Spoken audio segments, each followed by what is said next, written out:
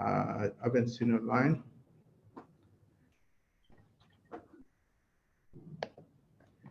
I would like to welcome as well. Again, this is an online event on Horizon Europe Africa Initiative 2, focus on Rwanda, taking place this afternoon. It's 2 p.m., 14 hours in Rwanda, and 13 hours in Brussels. So this is a session that is intended to provide information about the opportunities for Rwanda-based researchers and research institutions through the Horizon Europe Work Program for 2023-2024, specifically its Africa Initiative 2.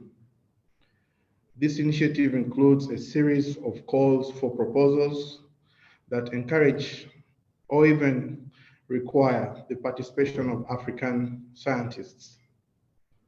So before we dive into our program, here we have a few in-house rules.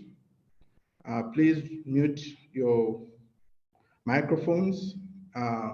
For any interventions, please unmute the microphone, switch on your camera before you speak. You can also use the chat box and also maybe put a hand up, we'll see it online and give you a chance to talk. So on the first part of this event, we're delighted to welcome our dear ambassadors, Ambassador Eugene Sebashongore, the Ambassador of Rwanda to Belgium, Luxembourg, and the EU institutions, and Ambassador Belen Calvo, head of the EU Delegation to Rwanda. So we'll start with the opening remarks from the two ambassadors, starting with Ambassador Dieudonné, sorry for the hiccup. And also we'll be listening to the two directors from the Ministry of ICT on the Rwanda side, and also the head of unit from the Directorate of Research and Innovation in the European Commission. So for the start, I would like to welcome our dear Ambassador Dieudonné.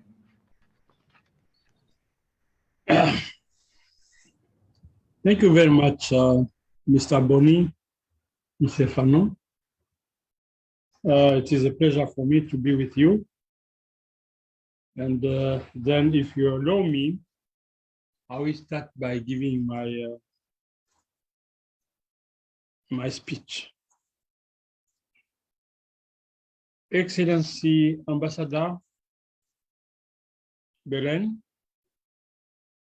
dear colleagues at the headquarters, dear partner at the European Union Commission, dear colleagues representing Rwanda, education and research institutions. Ladies and gentlemen, I would like to first take this occasion to welcome you to this session and thank you all for sparing your time to participate and interact with us on these important topics at the head of our cooperation with the European Union. The European Union is a strong partner of Rwanda with a new country program 2021 and 2024 worth €260 million underway. My colleague here, Ambassador Belen Calvo, is in a better position to highlight her office activities. Nonetheless, our cooperation covers the sector of education, skills, and jobs for the youth, a Green Deal for inclusive development, and the political economic governance. Ladies and gentlemen, in Rwanda, we understand the importance of science for diplomacy which has been at the forefront of our innovation policy, encouraging scientific collaborations to address our common challenges for the well-being of our citizens.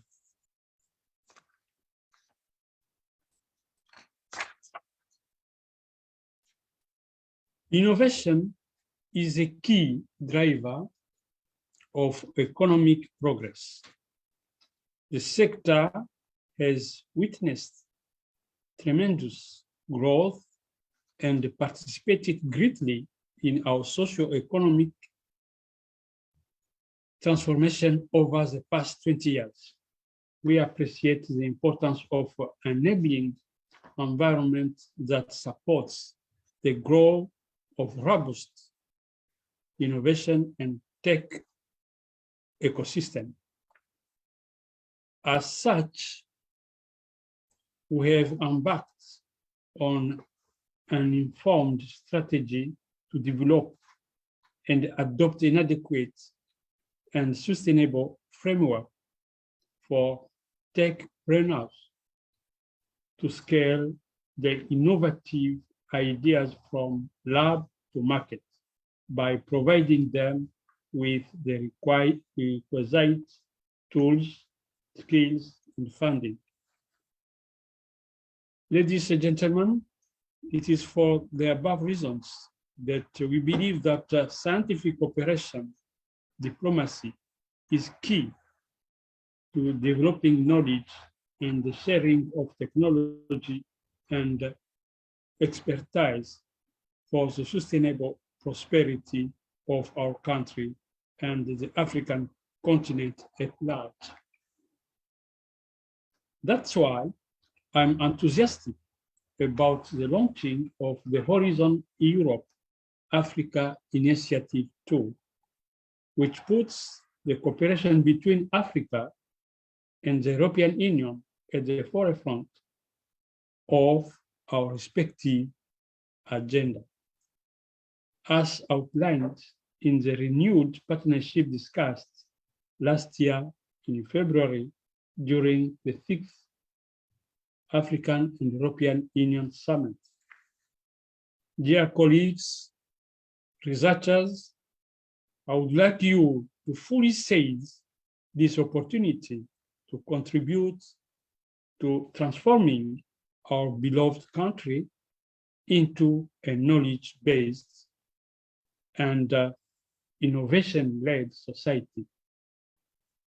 I hope that today's discussion will shed light on shared priorities going forward. I wish you a good session. Thank you for your kind attention. Thank you, Excellency Ambassador. And at this moment, we invite Ambassador Belen to come.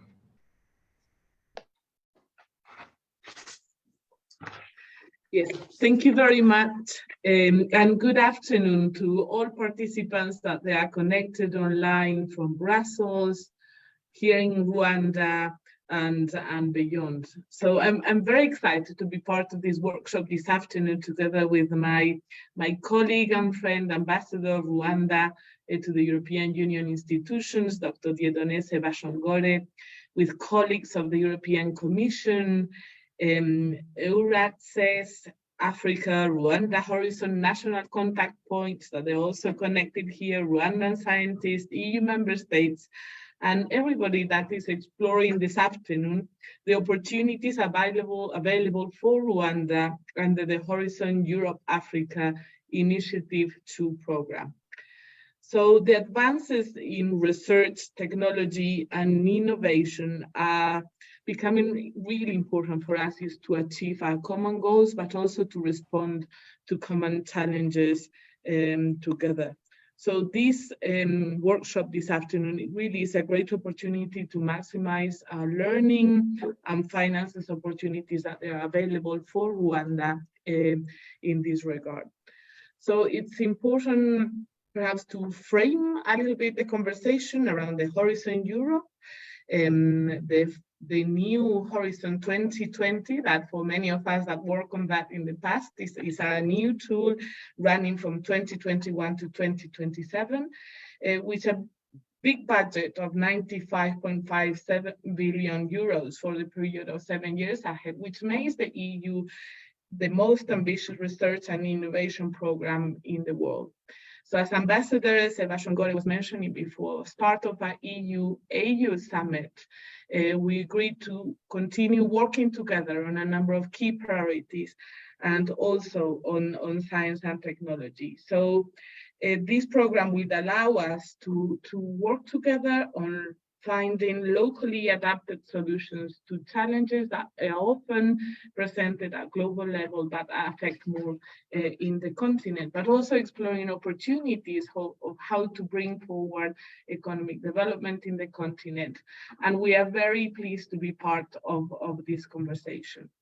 So the total budget for this Africa Initiative 2 program will be of 300 million euros with 30 calls, and I'm sure that my colleagues in Brussels will develop extensively on that. What I wanted to underline is the priority areas, is the green transition, is innovation and technologies, capacities for science. That complements very well the work that we are doing here in Rwanda under a multi-annual indicative program. The topic of global health in this period will be covered separately under the European and developing countries clinical trial partnership, which has its own financing envelope. And we are very proud that Rwanda, since August 2022, is also formally a member of this association and is having access to finance in this important area of science, where we are working so closely together here in Kigali. So the Horizon Europe Work Program 2023-2024 is an open competition to researchers, researching institutions, innovators from all over the continent, including Rwanda.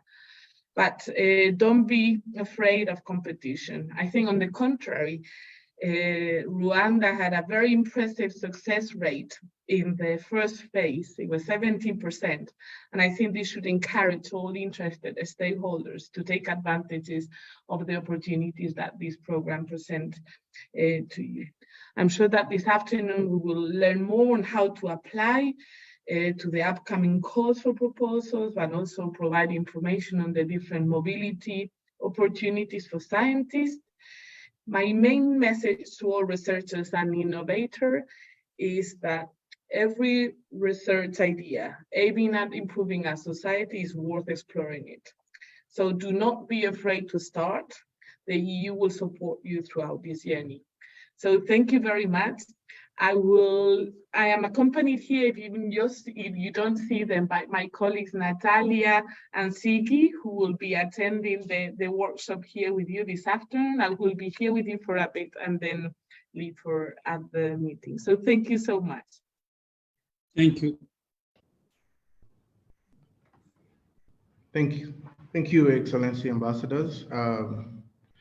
We now get to the part of our first half where we're going to listen to the policy makers. And I'd like to invite our Director General from the Ministry of ICT and Innovation,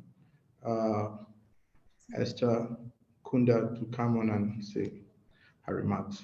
Thank you.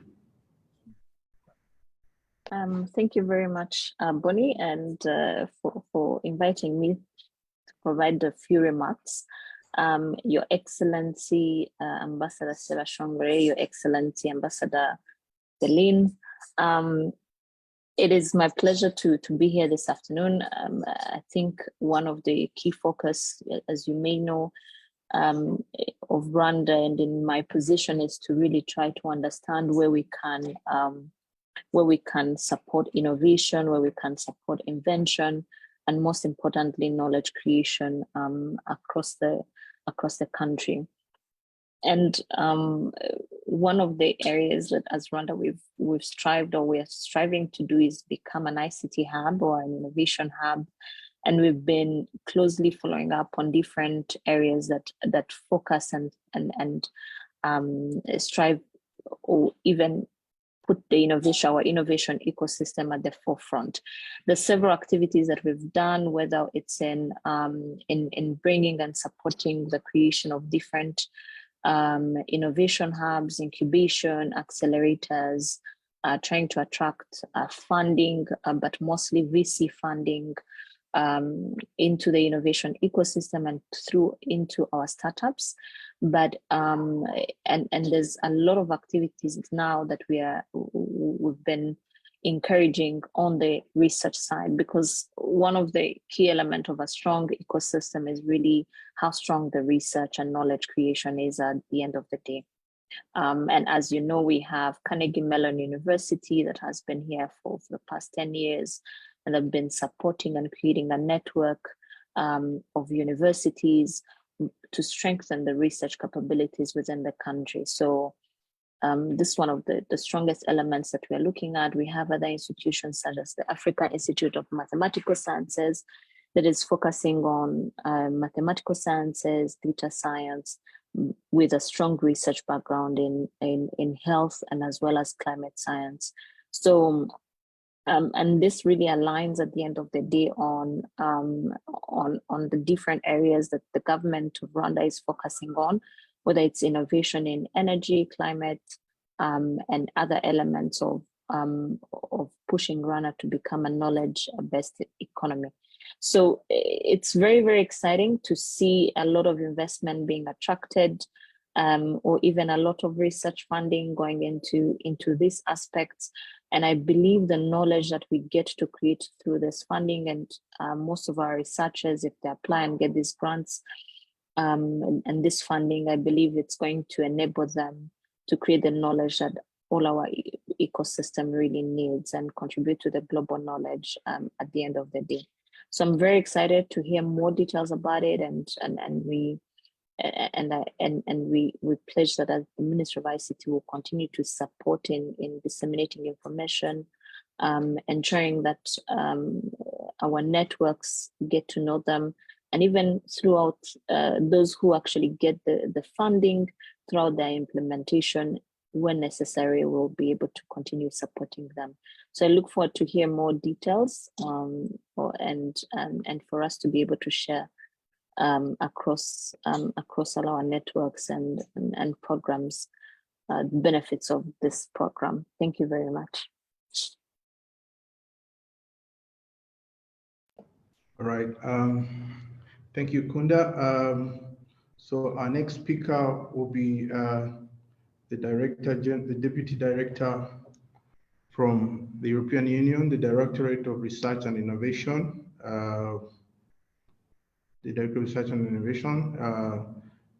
Ms. Nike Busman.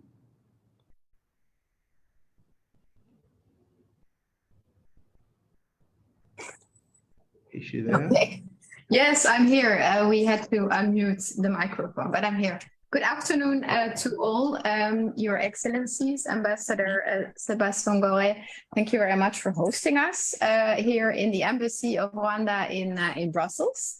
We're very happy to be with you today. Also, of course, hello to the Ambassador of the EU in Rwanda, Ms. Calvo Oyara, and Director General Dr. Kunda. For me, it's also a great pleasure to represent the European Commission, DG Research and Innovation today, together with my colleague Vincenzo Lorusso, who organized the webinar together with you, and really participate in this webinar on Horizon Europe and the Africa Initiative 2, with a specific focus on Rwanda.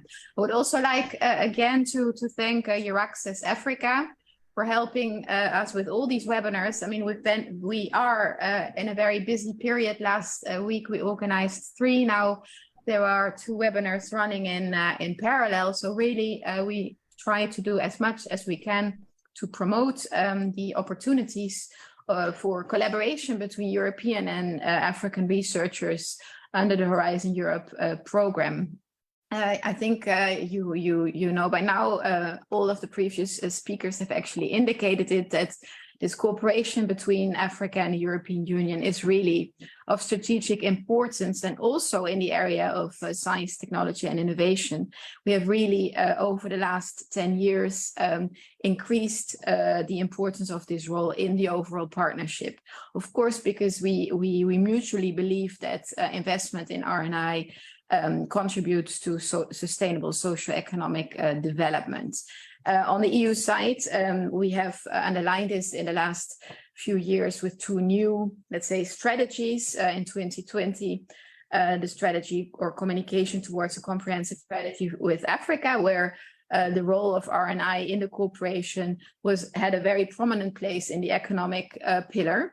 And more recently, the EU global approach to research and innovation, which is the new EU's strategy for international cooperation in R&I. At the multilateral level, we work hand in hand with the African Union since 2010, but already before, we have a very strong policy dialogue, which we call the high-level policy dialogue on STI, which is actually a platform where both the African Union Commission and the European Commission and all member states come together to identify our mutual joint priorities, but also implement the partnership. And since 2020, we work towards a new objective, towards the innovation agenda. So we want to shift a bit the cooperation from primarily on collaborative research towards innovation, so it has a stronger impact also locally in the future. And we hope that on the 13th of June in Addis Ababa, all our research ministers from both the EU and the AU will come together to actually adopt this new agenda on which we have been working hand in hand over the last 2 years. And invitations, or at least the save the date, will go out soon for this important meeting. What we wanted to say as well, that I mean, this innovation agenda should really focus on translating much better research results on the ground in the future. And this is really from the EU viewpoint a flagship of the global Gateway Africa-Europe investment package. So we work at the multilateral level. We really identify the priorities together and we implement these together. But of course, there's also a lot of bilateral cooperation going on, including with Rwanda. The global approach strategy that I mentioned before really foresees a particular openness in our cooperation vis-à-vis African countries that want to thrive as knowledge-based economies, as we heard on the side of Rwanda today. So the opportunity we're presenting to you today is the framework program Horizon Europe, which runs between 21 and 27. So it's a 7-year R&I program, which is really the biggest multilateral R&I program in the world. We've heard the figures already, 95 billion euros. And through its open and it's open to cooperation with researchers and innovators from all over the world. And within this, we have created or let's say earmarked an initiative specifically for the cooperation between EU and African researchers, which we call the Africa Initiative. And my colleague Vincenzo will really present the details to you of what the priorities are, how you can apply, etc. But it's really a package of calls of proposals that encourage or require the participation of African scientists in research projects consortia, but really with the aim to spur the cooperation between Africa and Europe in research and innovation. This is actually the second time that we do the Africa Initiative. Horizon Europe has work programs, 2 yearly work programs, and we're now starting the second one. But we already did an Africa Initiative in the first work program as well. The first Africa Initiative had a total budget of 350 million with around 40 topics, and the second one now has 300 million with around 30 topics for calls for proposals in the priority areas, as you've also heard, but it's never It's always good to repeat, I think, and the 4 priority areas that we chose together in our last ministerial, that our ministers chose together, which are public health, green transition, which includes food and nutrition security, sustainable agriculture, but also climate change and renewable energy. The third one is innovation and technology, and the fourth is capacities for science. Let me also take a minute to focus on Rwanda participation from researchers from Rwanda in this program so far. Among non-EU countries currently in Horizon Europe, Rwanda ranks 26 for participations and 29 for budget. Whereas in the previous program, Horizon 2020, Rwanda ranked 54 out of the non-EU countries participating in the program, and 48 in terms of budget share. So we see a strong improvement already in this new program, Horizon Europe. But importantly, my colleague, Ambassador Yara, said that the success rate was, I think she mentioned 17%, but it's actually much higher in Horizon Europe. It's 30%, which is above the success rate of EU researchers, because there in the EU, the success rate is 22%. So it means that the number of proposals that actually finally find its way, their way into funding, into grants, is 30%, and that's quite remarkable. We compare it to other countries in Africa. Kenya, it's 24%, Tunisia, 19%, Morocco, 21%. So really, it is among the top for the moment. If you compare it to the previous program, it was, as my colleague said, 17%. It was 16.81%. So strong improvements. Moreover, in Horizon Europe, there are already 10 participations that have been recorded so far from organizations based in Rwanda. And while they're in the total Horizon 2020, which was 7 years, there were 15. So here again, after 2 years, 3 years of the program, huge increase already. In Horizon Europe, so far there are seven grants that have been signed, and 3 are actually under preparation. So we will hear also today more about this, and I think this is always the most exciting part of these webinars, the testimonial section, where scientists based in Rwanda who've already participated in this type of projects share their experience with all of you. So all in all, we believe that if Rwanda keeps following this trend, it will attain far greater results in Horizon Europe compared to Horizon 2020. So indeed, great potential to enhance the cooperation between EU and Rwanda, between EU-based and Rwandan-based scientists, and Horizon Europe Work Programme 23-24 really provides many opportunities. And once again, we'll go into the detail of all of this just now. So thank you very much to all of you for connecting, and we look forward to building on this already quite successful achievement, looking forward in our cooperation. Thank you very much. Thank you, Ninke. Again, this is the first part of the remarks from our Excellency Ambassadors, plus the Director and the Deputy Director General. We're coming to the second part, which will involve some presentations, those who are able to see them on the screens. And would like to welcome Dr. Vinso, who's going to be making the presentation.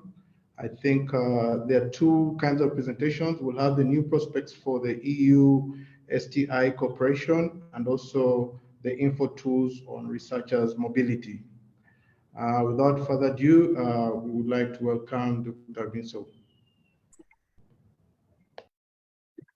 Thank you very much, Mr. Stefano. Thank you very much indeed. I'm just trying to get my control bars hidden. Hopefully they will disappear very soon.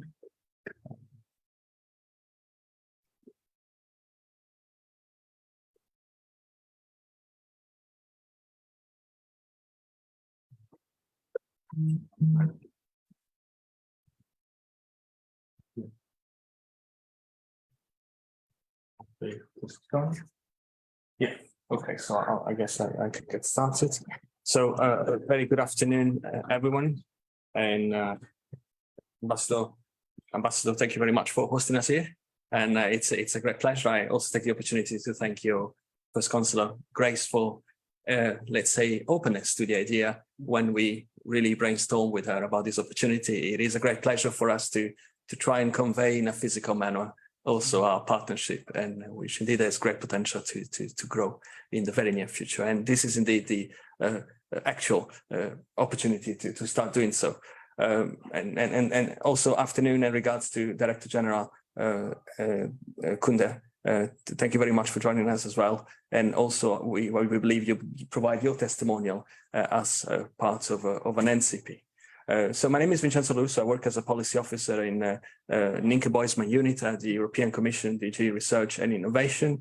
And I'll be very happy to present to you today Horizon Europe Africa Initiative 2. So this initiative that is part, as you heard just now, an integral part of the framework program Horizon Europe and its work program 2023-2024.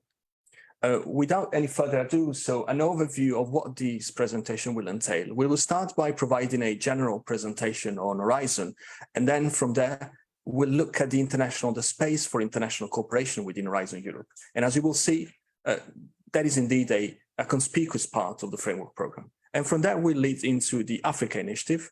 And since we are having today a specific focus on Rwanda, and I take this opportunity also to thank on my behalf as well, all the scientists and researchers, Rwandese or Rwanda-based or collaborators of Rwanda and Rwanda research entities that are connected today, we will show some of the results of the first 1.5 years of the framework program Horizon Europe. So for the work program 2021-2022 to which Ms. Boisman was referring. Right, so you heard this before. Indeed, Horizon Europe is the largest public funding based research program that goes into financing of research at a global level with approximately indeed 100 billion euros. It will run until the end of 2027, so it's indeed a 7-year program. It really represents one way through which the European Commission and the European Union implemented the so-called global approach to research and innovation, of which you also heard before. In a nutshell, I would like to highlight 2 points of this global approach to research and innovation, which are indeed pivotal, essential in the cooperation between the EU and Africa in research and innovation. The number 1 point will be preserving openness in research and innovation and promoting a level playing field and reciprocity underpinned by fundamental principles and values. These principles and values being, for example, academic freedom, gender equality, open science. And at the same time, strengthen multilateral partnerships to deliver new solutions to green, digital, health and innovation challenges. Indeed, the global approach to research and innovation comes also from the realization. It was actually published, as you heard, and adopted in May 2021. So it really comes from the realization that was very much built on the experience of the pandemic, that indeed for us as humanity and for us certainly as European Union to be successfully halting and solving global challenges, we really need to work in a way that is indeed under the international cooperation framework, because indeed we can only find mutual solution to common problems by working together. And then, of course, linked to this aspect is the notion of modulating bilateral cooperation in line indeed with European interests according to the principle of reciprocity.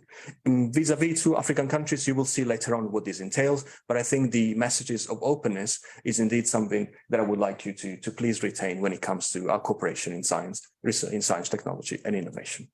So really these are the guiding principles of this global approach to research and innovation: commitment to openness, values and principles, which will be really the laying ground, the foundation for our cooperation, pursuit of a level playing field and reciprocity, and pooling global efforts to tackle indeed global challenges, from climate change to public health and so on and so forth. And this is the overall structure, if you like, of the framework program Horizon Europe. So as you probably know, perhaps, there's 3 pillars, and the calls for proposals that are grouped into so-called clusters that are organized according to their thematic areas is indeed the thematic pillar 2, and we will therefore put emphasis on this later on when I will present to you the overview of the calls for proposals of the work program 2023-2024. At the same time, we will also hear about Pillar 1 initiative of the Horizon Europe Framework Program, which is the Marie Skłodowska-Curie Actions, sometimes also referred to as Marie Curie Actions to call, which is basically a mobility oriented initiative that really aims to foster training and mobility of scientists across several research entities, including between Africa and Europe. So really, these are the two main pillars on which we would like to really raise attention today during this session. We were referring to this concept of openness, and which is indeed one of the, let's say, pillars, if you allow me to reuse this term, of the global approach to research and innovation of the EU. Well, Horizon Europe is by default a way of implementing such openness, because indeed is by default, and this is something that we would also like to leave as a takeaway message, is by definition open to almost all countries, including African countries. And indeed the African Initiative brings this to the next level by further encouraging or even requiring participation of African countries, African-based entities, research entities, according to specific topics that we will cover. It is also true there are some countries that are non-EU that are so-called associated because they contribute to the, trying to make it simple, they contribute into the, by paying into part of the budget of the Horizon Framework Program. And these are the countries that you see in here. Amongst African countries, this is the case, for example, of Tunisia, with ongoing discussions with Morocco. And negotiations are the way for New Zealand and Canada. But of course, I'll just leave an Africa focus on our cooperation today. What happens to third countries that are not associated? Well, the good news is indeed they are automatically eligible for EU funding in the case of the so-called low and middle income countries. And this is the list. By the way, I take this opportunity also to clarify that you'll receive a PDF of all the presentations today. So you'll be able to have access to all the hyperlinks that are reported, included in here. Basically, the good news is that African countries are all eligible. The African Union countries are all eligible to applying for the framework program. When it comes to non-associated countries that are not eligible for EU funding, in those cases, there are also exceptions that vary on a case-by-case basis. And then there's also co-funding mechanisms, such as in the case of Canada, Monaco, China, in some instances, and Switzerland. The cooperation is highlighted, as was also referred to by our head of unit, Ninke Boisman, earlier on, for certain thematic areas that are strategic to certain, indeed, partnerships. Like in the case of the EU-AU partnership, you will see this later on, but the 4 priority areas, as you also mentioned earlier on by Ambassador Calvo, these are indeed the areas of shared strategic importance for both the European Union and the African Union. So the international cooperation will be really emphasized for those areas particularly. And overall, 22% of the calls for proposals that are part of the work program 2023-2024 of Horizon Europe are particularly flagged for international cooperation, meaning they encourage international cooperation, 22% of them. Keeping in mind that all of them are nonetheless still accessible by entities that are coming from third countries outside the EU. And this year, as you heard, this is the second edition of the Africa Initiative, in the sense that the first one started in the first work program in 2021-2022, and now we're bringing this to the next level with the Africa Initiative 2 for 2023-2024. Now, in the wake of the successes of the Africa Initiative, in order to spur also the cooperation with the Mediterranean region, including indeed Northern Africa and then the Middle East, we also conceived the Mediterranean Initiative, which was launched on the 30th, I understand, of January in Cairo with a similar session with a hybrid component and webinar. And I believe that some of you attended that too, and this was also facilitated, I understand, by EURAXESS. Now, we all know we're living under complex and difficult geopolitical times. And of course, Ukraine's aggression by Russia has inevitably led to some consequences also to be taken under the work program 2023-2024. So as we speak, indeed, there's a provision, in general annexes of the work program for legal entities that are established in Russia, Belarus, or in non-government controlled territories of Ukraine. Exceptions may apply on a case-by-case basis, and exempted are, nonetheless, Marie Skłodowska-Curie Actions, of which we will hear later on, indeed. So this is a graph for which I would just like to highlight the overall, the average in this case is 22%. 22% is the mean percentage of topics organized in calls for proposals of the work program 2023-2024 that are encouraging international cooperation. In here you see them organized according to the thematic so-called clusters from 1 health to 6, food by economy, natural resources, agriculture, and environment. But let us move now after this general introduction to the EU-Africa cooperation specifically in research and innovation. We've said this before, Africa is a strategic partner to the European Union, and as such, we want to enhance our cooperation with the continent, also in the area of science, technology, and innovation, of which the importance indeed to socioeconomic development, inclusive and sustainable ones, has now been acknowledged, is increasingly being acknowledged indeed. There's 2 main documents that are at EU level important when it comes to the EU-Africa cooperation on STI. The first one is a publication of the year 2020, March 2020, the comprehensive EU strategy with Africa. And the second one is indeed the global approach to research and innovation of the following year, of which I've already talked about.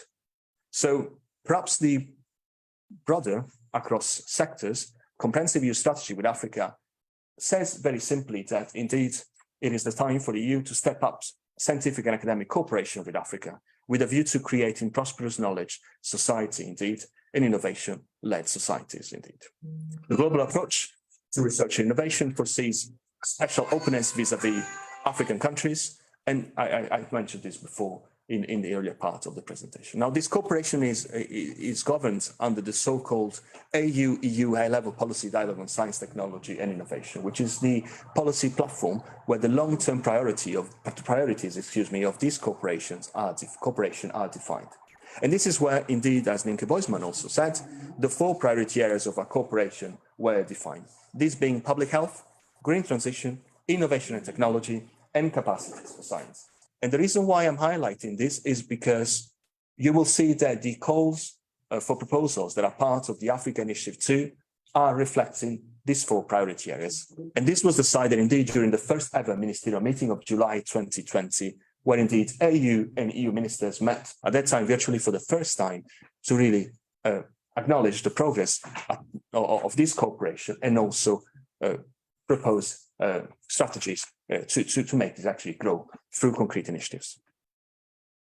And speaking of indeed programs and initiatives, at EU level, during the 6th EU and AU summit in February 2022 last year, a joint vision for 2030, it was indeed the EU-Africa Global Gateway investment package was indeed announced. It is a strong initiative from the EU side that aims to support Africa, as you can see on the slide, for a strong, inclusive, green and digital recovery, with a overall budget of 150 billion euros and 3 flagship initiatives that concern specifically research and innovation, science, technology, and innovation. And these are, you can see them in here, the AU-EU Innovation Agenda, Earth Observation and Space, and the Regional Centers of Excellence in the area of green transition. And the AU-EU Innovation Agenda is indeed the joint initiative that will really govern the next decade of research and innovation cooperation between the African Union and the European Union. As you can see, it's one of the 3 flagships on science, technology, and innovation from the EU side of the Global Gateway Africa-Europe Investment Package.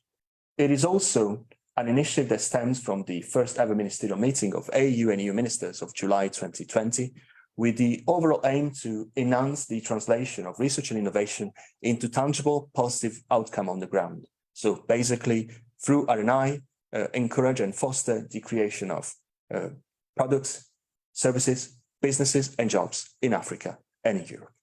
This AU Innovation Agenda was published in the form of a draft of a working document in February last year during the EU-AU summit, indeed, of last year.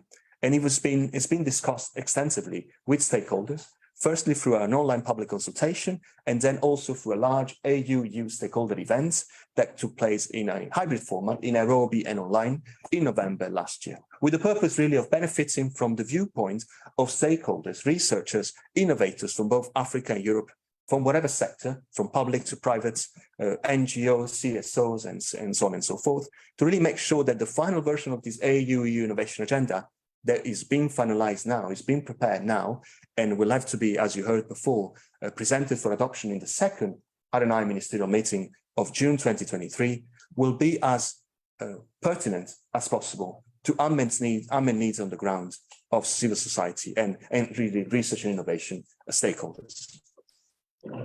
And that's the final declaration of the 6th EU-AU Summit, to which we referred earlier on also in the introductory part of today's webinar. And as you can see, there's a clear excerpt that refers to the AU-EU Innovation Agenda, which is considered indeed as an opportunity to step up cooperation between researchers to develop knowledge together, as well as sharing technology and expertise. Let's now get into this Africa Initiative 2 of the second work program of Horizon Europe. So it really builds on the positive outcome so far of Africa Initiative 1. And we say so far because indeed we are in the process now when projects that are the outcome of proposals of the second year of the work program 1, of the work program 2021-2022, are now being awarded. And therefore, the vision, the visibility we've got on the results is only partial and can only increase in the case of countries such as Rwanda. The Africa Initiative 2 encompasses a budget of approximately 300 million euros, which include 30 topics organized under calls for proposals that aim to boost EU-Africa cooperation on R&I. Referring to the policy aspect and the policy cooperation between the AU and EU, in one way, this Africa Initiative 2 aims to enable the implementation of the short-term and the medium-term actions of the AU Innovation Agenda. And as you can see, out of these 300 million euros and these 30 topics, this is the way they're organized from an overall thematic point of view. As you can see, the biggest portion of the allocation goes to the priority area, the joint AU-EU priority area of green transition.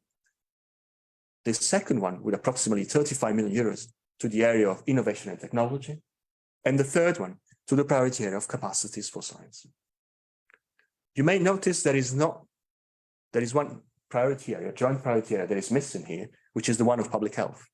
And the reason for that is in the asterisk, in the footnote here, is in the fact that the joint AU-EU priority research, innovation, and public health will be primarily addressed through the calls for proposals of the work program of 2023 of the Global Health EDCTP3 joint undertaking, as it's also been done for the work program 2022 last year. The work program 2023-2024 of Horizon Europe was adopted in the 6th of December, and here you will be able to find the link to the Africa Initiative 2 and the calls for proposals that are specific to the Africa Initiative 2. So really, let's look at where is Rwanda placed. You heard this before from our head of units, Ninke Boisman intervention. So Rwanda is doing far better in Horizon Europe compared to Horizon 2020. And what is very encouraging is that we can do more, actually, and Rwanda can do even better than this. So overall, as you can see, Rwanda is 16th among African countries and 48th among third countries. It was in Horizon 2020, and now in Horizon Europe, Rwanda is 14th among African countries and 29th instead of 48 among third countries. 13 projects were granted to Rwanda across the 7-year period of Horizon 2020. And now, just in approximately 1.5 years, already almost 12 projects have been granted to Rwanda. I say almost because 7 of them have already been granted, and 3 of them are under preparation. So basically, the proposals have been retained, and the paperwork, the administrative work that leads the grants into final signature is actually underway. And 15 participations, so meaning 15 research entities from Rwanda participated in the 7-year period of Horizon 2020, and 10 of them are participating already in Horizon Europe. So to cut a long story short here, the takeaway message that I wish to convey is that if Rwanda continues like that, already by next year, the performance of the country in the framework program will be better than the performance of this throughout the 7-year period of Rwanda throughout Horizon 2020. And the success rate so far is also quite compelling, to say the least. So 27% which, as you can see, in the case of Rwanda, is not necessarily linked to the fact that it's a smaller number of proposals being submitted. No, overall, the numbers are quite encouraging if we look at the overall 7-year period of Horizon 2020. So really, there's a perspective there that is really for good to turn into better. This slide shows the overall path that Rwanda has taken in terms of participation in the framework program. Horizon 2020 was the picking moment, and of course, we can only hope, and we are rather confident this will happen very soon, that Rwanda's participation in Horizon Europe will really take over any prior participation. And this is indeed in line with what we want to do out of this Africa initiative too. Let's go more into details of what happens into Rwanda's participation in the Africa Initiative 1 before going into the calls for proposals of this year. So 6 grants in the database in the public dashboard, but I want to assure you it's indeed 10 grants that will really appear in the dashboard very soon, and 10 participations as well. It's interesting to see that 3 small medium enterprises from Rwanda have applied with project proposals. They've not been successful yet, but that's an encouraging aspect because indeed it shows some dynamism within Rwanda research and innovations landscape that is not only necessarily linked to public or higher education institutions, and which are of course an important essential component of the R&I landscape anyway. And in terms of net contribution, we're really close to the 1 million net contribution at this stage to Rwanda. And what thematic areas are these projects covering when it comes to projects that are granted to Rwanda? As you can see, actually 3 of the retained proposals concern projects in the area of food, bioeconomy, natural resources, agriculture, and environment, so the so-called Cluster 6. 2 of them, culture, creativity, and inclusive society. 2 of them are Marie Skłodowska-Curie Actions, so researchers, mobility, and training, of which we will hear just in the presentation right after, and 1 of them in the area of climate, energy, and mobility. Still none of them in the area of health, despite 3 applications which were considered as eligible, and 2 of them in the area of digital industry and space, which were unfortunately unsuccessful. So, of course, a lot of room for improvement, a lot of room for doing better in certain areas, which I believe are of strategic importance to Rwanda as well. And again, health really stands out in terms of opportunity. And I believe that by the time we meet next year or for the next edition, the numbers will be larger when it comes to participation in those areas as well. Let's get into the detail of what are these projects. And again, you will be able to click on the links here and then go really through the details of them. You'll be driven to the database, which is CORDIS, the one where you can find information on the projects, the consortium behind them, the coordinators, and so on and so forth. So I encourage you really to go through them. And this is an overview. So of the 6 projects that have been, 6 out of 10 that have been fully granted, with the 4 additional ones that are coming up for the administrative latency that I told you about.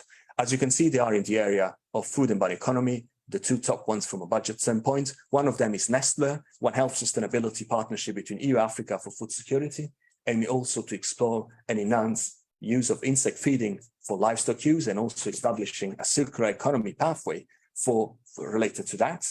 And then there's several ruralities, which is also rather well known within the Africa-Europe cooperation space on climate smart, ecosystem enhancing, and knowledge-based rural expertise and training centers, and so on and so forth. And actually, the third one, let me just spend a few seconds on it, TransSafe, transforming road safety in Africa, which is from the area of climate change, energy, and mobility. It's a research innovation action, and we will hear more about this during the testimonial by the two of the scientists that are involved in this project research consortia. So it's indeed a project that entails a budget of approximately 4 million euros.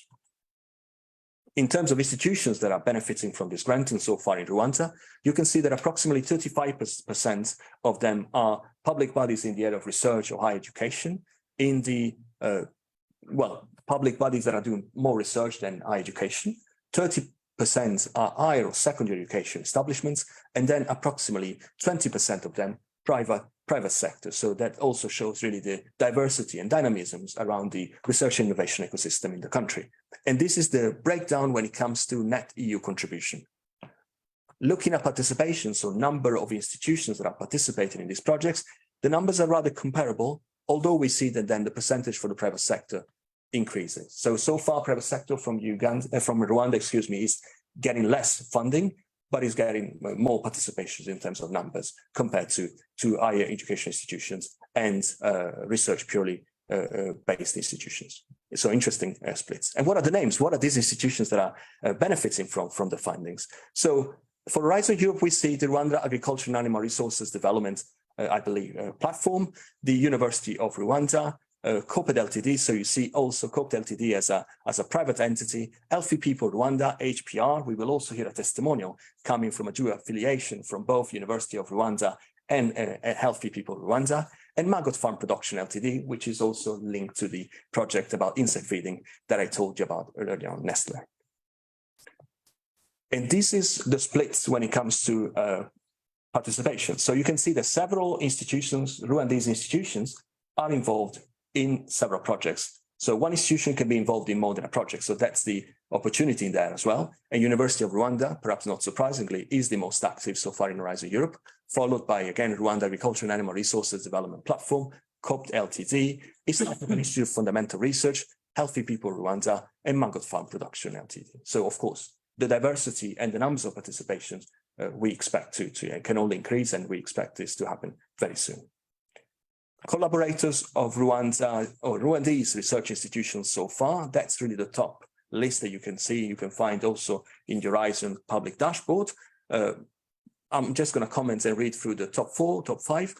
Germany first, Spain, United Kingdom, Italy, Belgium, and then within Africa, Nigeria, Kenya, South Africa.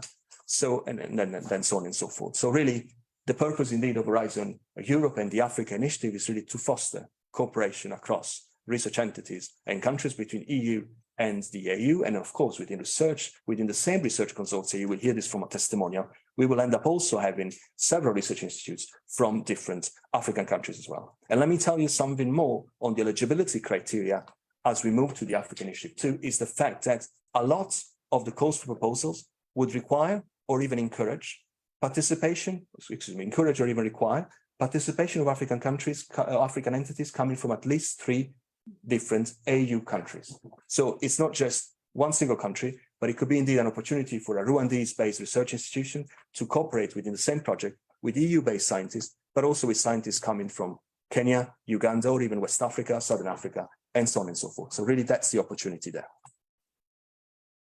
And let's look at the topics in here very briefly. So there's a few of them, so approximately in this case, 6 of them from the area of innovation and technology and capacities for science. I'm just going to read through them very briefly. So some of these calls are about coordination and support actions, CCSA, meaning indeed more about facilitation and implementing through coordinate actions, research and innovation projects. So in this case, I'm just going to comment on one title, strengthen the bilateral cooperation on research infrastructures with Africa. A second one, the African Union, European Union Innovation Platform, that really aims to facilitate the implementation of the AU Innovation Agenda, which we referred earlier on. Or, for example, Earth Observation Platform, products and services for raw materials, and so on and so forth. The next 2 slides are about the topics from clusters 6 and 5. We start from 5, which is about indeed climate, energy, and mobility. There's quite a few of them, as you can see, and I believe there's quite a few listeners, quite a few participants today that are interested in this area.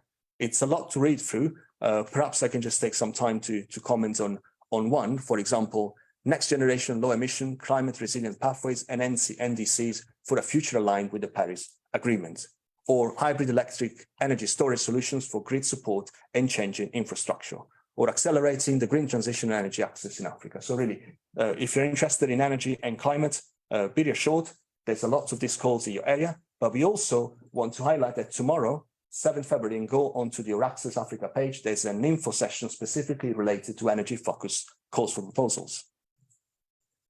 The second part of the Green Transition Priority Area calls is from Cluster 6 on food, bioeconomy, natural resources, agriculture, and environment. And here there's a lot of emphasis being put on food security, also in the landscape of One Health, but really food security, agroecology, biodiversity, and so on and so forth. I'm just going to read through some of the key calls in my view. European Partnership on Sustainable Food Systems for People, Planet, and Climate, which is a core fund action.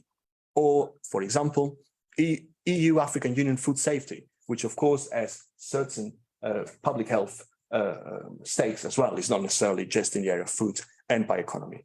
Or EU-African Union cooperation on agroforestry management for climate change adaptation and mitigation, or reinforcing science policy support with IPBS and IPCC for better interconnected biodiversity and climate policies.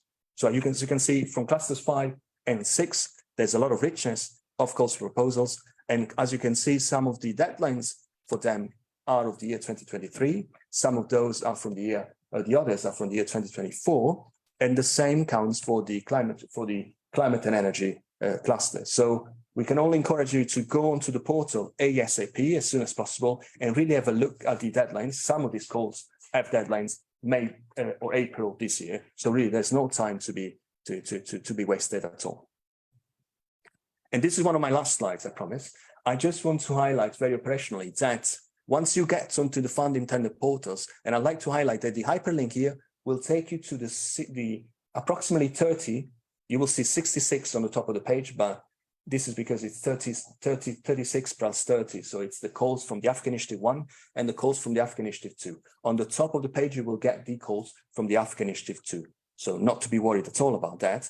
And what you will see is that once you click on a specific call, and I take one as an example, needs-based adaptation to climate change in Africa, for those of you who may be wondering, how do I get started? How do I get to start creating a consortium of research entities with which I can start applying? I can actually apply with the research proposals. Well, there's an expression of interest button. You can click on that, and you can see in the case of these calls, the 37 expressions of interest that have been made so far, where you can introduce yourself, your group, the country you're from, and then possibly there will be a contact button where peers can reach you out through, and then you can establish contacts and start your consortium creation based on ideas that you may be able to share, based on common research ideas that you may have, research questions that you want to address.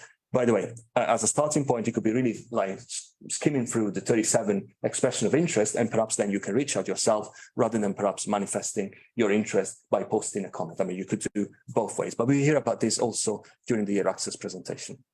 And you will see there's also important partnerships in the area of the AU cooperation in research and innovation, and perhaps this goes beyond today's presentation, which is indeed about the African Initiative 2, but I would like to let you know that indeed this falls within a broader scheme of partnerships that are organized according to the 4 priority areas of our cooperation. And here you see a mention to the Public Health Partnership, which is the EDCDP, European and Developing Countries Clinical Trials Partnership, or in the area of green transition, the Food and Nutrition Security and Sustainable Agriculture, also known as FNSSA, and the Climate Change and Sustainable Energy, CCSC. So these partnerships are also implemented through the Horizon Europe Framework Programme in the case of the green transition ones. And for the ECDP, I mentioned the existence of a specific work programme by now. And speaking of Horizon projects, one of them that is in its last year for the time being for Horizon 2020 funding is Enrich in Africa, which is about innovation and technology and is about peering and pairing literally European and African innovators. So I also encourage you to, if you're interested in the area of innovation and technology across sectors, really click on the link here, go through the webpage of Enrich in Africa and do establish contact with a coordination and support team. They recently opened a center in Cape Town, South Africa. So if you collaborating also with South Africa, please don't hesitate. Actually, I warmly encourage you to have a look indeed. And you will hear about this Marie Skłodowska-Curie Actions, so I'm not going to spend time on these indeed. And I will close it here by highlighting the fact that we indeed have a series of webinars that are going to happen between now and the end of the month, which have indeed, as Ninka mentioned, a geographic focus according to countries with which we are strategically cooperating bilaterally at bilateral level.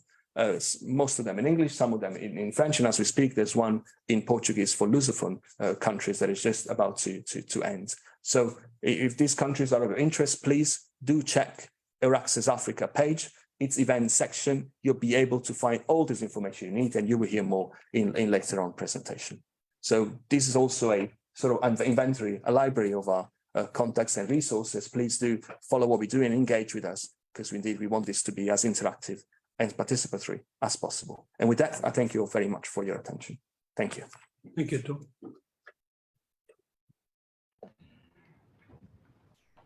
Yeah.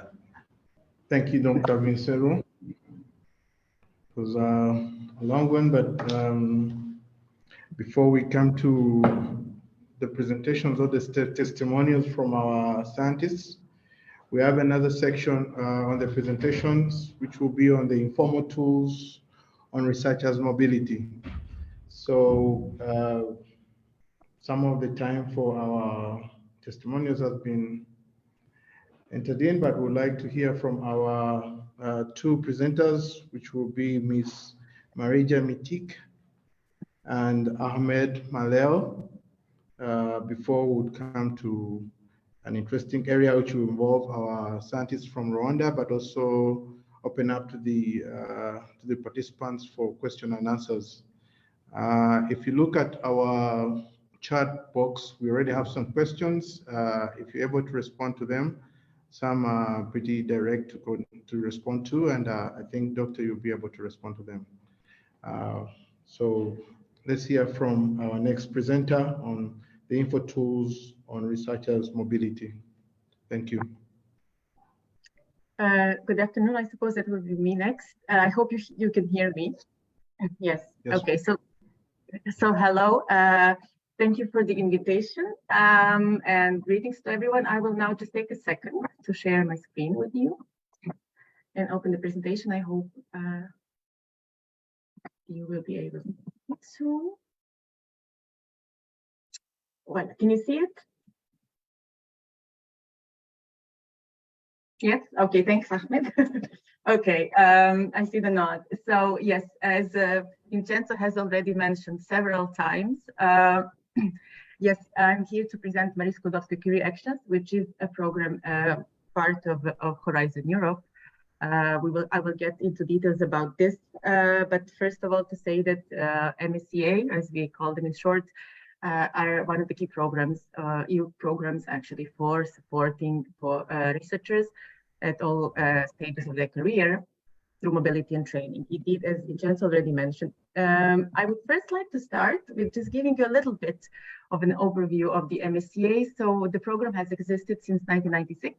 So relatively recently, we celebrated 25th anniversary, and we are very happy to say that the program in its existence has supported more than 145,000 researchers since 1996, so during its existence.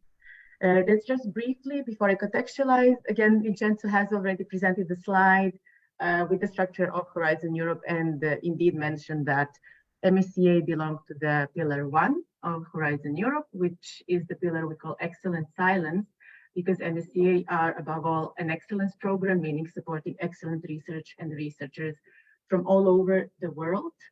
As such, also, the success rates are not necessarily very high, but the programs that we support, again, are of high quality and covering any possible scientific area.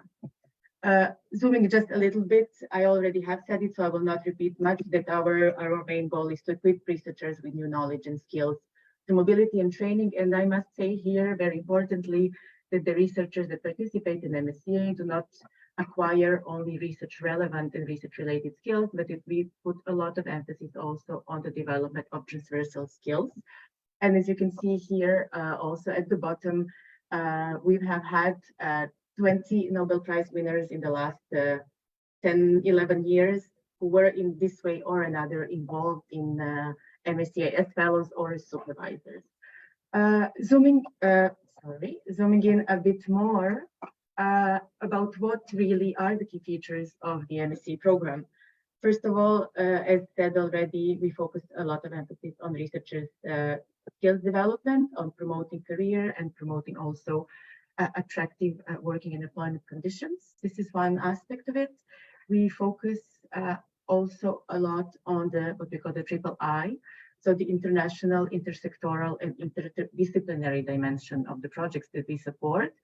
And also it is important to know that MSCA is the most international part of the framework program.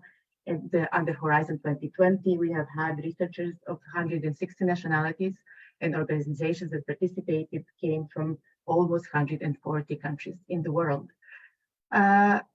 We also although we very often talk about MSCA as a mobility program, it is very important to say that we also support development of doctoral programs, and that we also attribute the high relevance to the structural impact of our programs, meaning that organizations who participate and the consortia and partnerships that are formed contribute to the development of different research ecosystems that otherwise without MSCA would either not be possible, of course, or would be less strong. And this is something that we do know from prior evaluations of MSCA under the framework program, that this is one of the strong impacts identified in MSCA.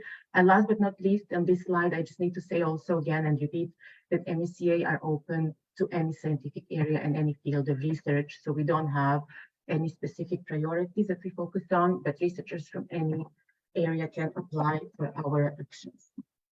What are our actions? So how do we achieve the goals in the program? We have 5 main actions, which focus on doctoral and postdoctoral level. What does that mean? So we have doctoral networks, which are basically consist of consortia of different organizations. And here I must say that these are not only universities, but also that these are organizations from any sector that basically form consortia and then train early stage researchers, so basically doctoral candidates, towards the achievement of their doctoral degree. They are international. Again, as I said, we also encourage intersectoral cooperation. We have specific doctoral networks that we call industrial doctorates that support cooperation between academic and non-academic actors. Postdoctoral fellowships are basically support to researchers who already have a doctoral degree and who want to pursue their research further. And they consist basically of having a host institution and a researcher who then agree on the research project and apply together. Staff exchanges, which are usually initially the most attractive action, or also maybe a good entry point for organizations who are not experienced with MSCA. So staff exchanges are also consortia of international consortia of organizations that support basically exchanges among staff of organizations across the world through a research project. And here it's also important to notice that through staff exchanges, we don't support only researchers and research staff, but it also administrative staff and managerial staff associated to research project can benefit from this staff mobility that we provide through staff exchanges. Last but not least, when it comes to participation in MSCA of African organizations, co-fund is basically, as the name says, it's co-funding. So these are co-funding projects where we support existing regional, national, or international doctoral and postdoctoral programs through MSCA. The last action is MSCA and citizens, where we try to basically bring closer science to citizens. This action specifically is open to member states and Horizon Europe associated countries. You have already heard from Vincenzo the association of different countries to Horizon Europe.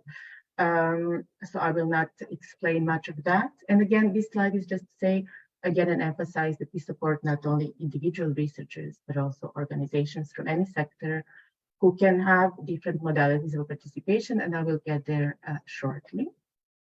So as I said, Vincenzo has presented different kinds of associations to the framework program.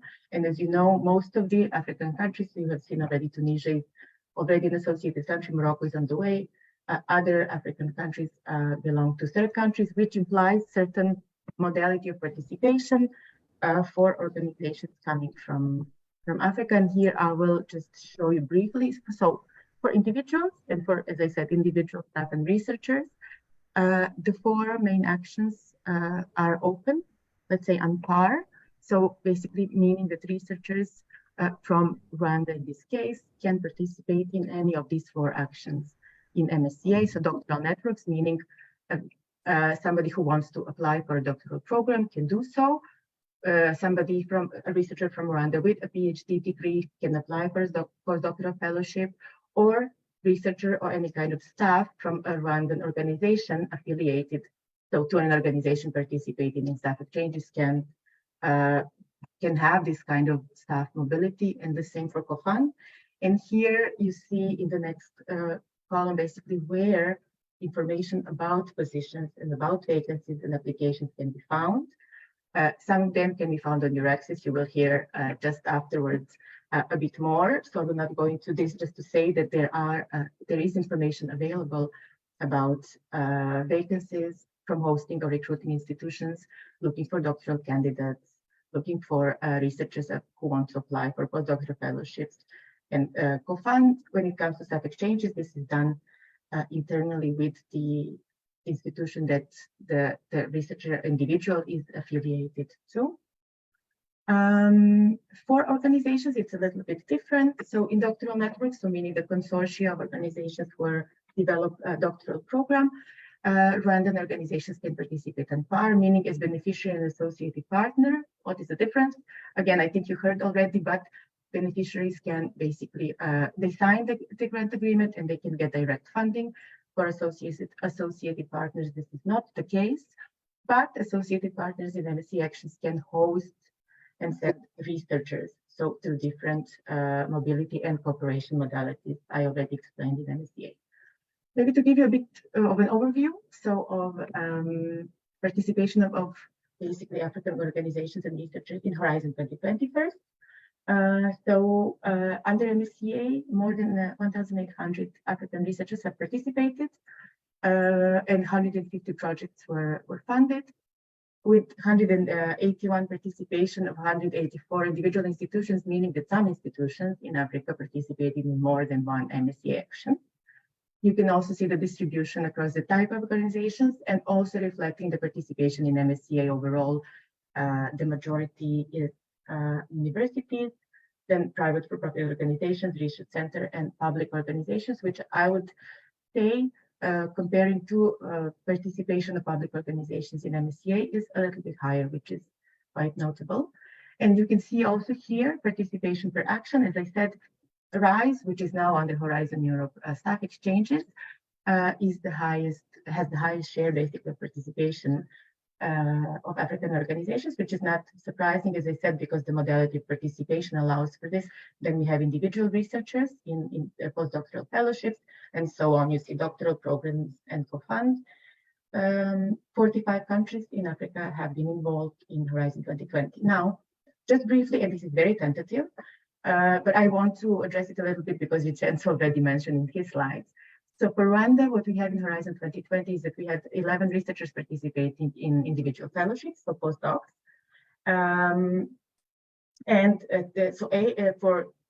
This is 8 of them were early stage researchers, 3 of them were experienced researchers, and you can see here per action the distribution.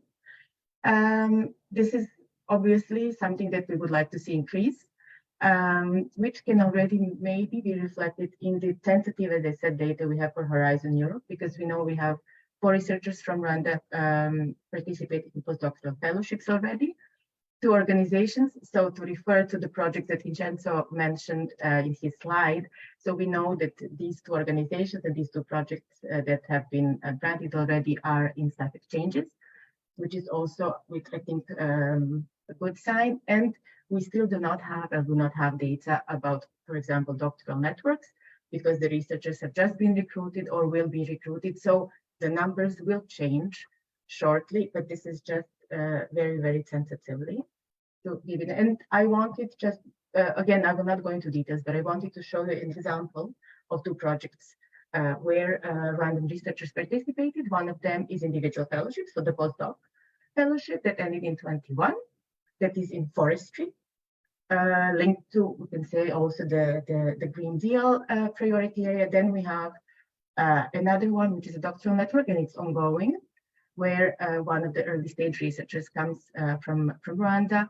It's coordinated by Maastricht University, and it's actually a project in endocrinology, so also related to health. So I just thought you can find here, there is a link, and the source of this information is for this, that again, Vincenzo already mentioned. So you can find more information there in case you're interested, and maybe also get inspired and get in touch with the fellows who have benefited from MSCA and see how to apply. So these are, this is a table with the upcoming calls with the opening and the deadlines.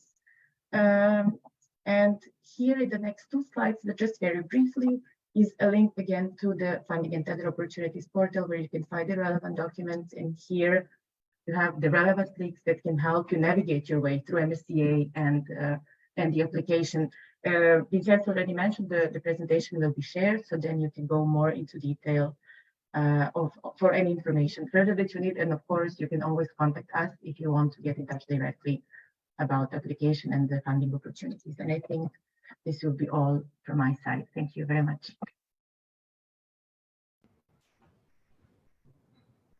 Thank you, Ms. Marija. I hope Dr. Ahmed Mal, you're available, or I don't know how long you need to make your presentation,